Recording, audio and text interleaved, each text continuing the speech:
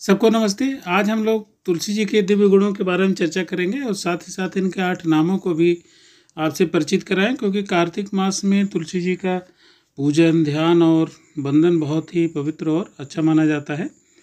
तो आप देखिए, तुलसी जी के जो 8 नाम हैं उसमें वृंदावनी, विश्व पावनी, विश्व पूजिता, पुष्पसारा, नंदिनी, तुलसी और कृष्ण जीवनी।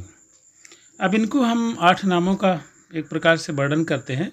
तो सबसे पहले हम तुलसी जी के नाम का ही व्याख्या बताते हैं, क्योंकि तुलसी, जब हम तुलना करते हैं दो चीज़ों की, तो उसके लिए दो समान धर्म वाली चीज़ों का होना जरूरी है, लेकिन तुलसी के समान कोई नहीं है।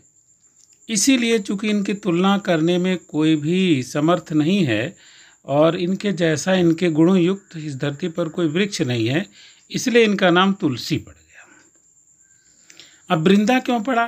क्योंकि वृंदा रूप माने तुलसी रूप वृक्ष और दूसरे वृक्ष अगर एक साथ मिल जाएं तो ये वृंदा। और बहुत सारे जब बहुत पौधे हो जाएं तो उसको वृंदावन कहते हैं। तुलसी जी के बहुत सारे वृक्ष हों तो उनको मिला जुला कर क्या कहते हैं? वृंदावन। और लोग इनकी पूजा करते हैं, पूरे विश्व में इनकी पूजा प्राप्त होती है, इसलिए इनका नाम है विश्व पूजिता। अब तुलसी जी ने बहुत सारे लोगों को पवित्र किया है। जगत पूज्य तो है ही, सबको पवित्र भी करती रहती हैं, इसलिए इनका नाम है विश्व पावनी। और इनका पुष्प पूरे दुनिया में सबसे अच्छा माना जाता है और भगवान इनके पुष्प के अर्पण करने पर सबसे ज़्यादा प्रसन्न भी होते हैं, इसलिए इनको पुष्पसारा कहा जाता है। और चूँकि ये सबको आनंद प्रदान करती हैं, इसलिए इनका नाम है नंदिनी।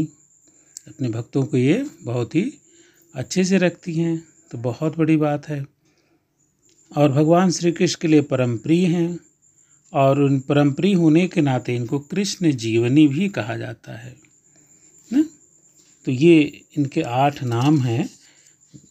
और इसके लिए संस्कृत में एक बहुत सुंदर श्लोक है, वह भी हम आपको सुना देते हैं। वृंदावनी, विश्व पावनी, विश्व पूजिता, पुष्पसारा, नंदिनी च तुलसी कृष्ण जीवनी। इनके 8 नाम आप लोग याद रखिए। वृंदावनी, विश्व पावनी, विश्व पूजिता, पुष्पसारा, नंदिनी च तुलसी कृष्ण जीवनी। वृंदावनी, विश्व पावनी, विश्व पूजिता, पुष्पसारा, नंदिनी च तुलसी कृष्ण जीवनी। तो ये तुलसी जी के 8 नाम हैं। कहते हैं जो इन 8 नामों का प्रतिदिन उच्चारण करता है और तुलसी जी की भक्ति भावना से पूजा करता है, विशेष रूप से जैसे सावन में भगवान शिव की पूजा होती है, वैसे ही कार्तिक मास में तुलसी जी को आरोपण करना माने उन्हें लगाना और इनके पूजा करना सर्वोत्तम माना जाता है। तो हम सबको कार्तिक मास में भी तुलसी जी की पूजना आराधना करनी चाहिए, ताकि हमारा जीवन स्वस्थ सुखमय हो सके। सबको प्रणाम। जय श्री राम।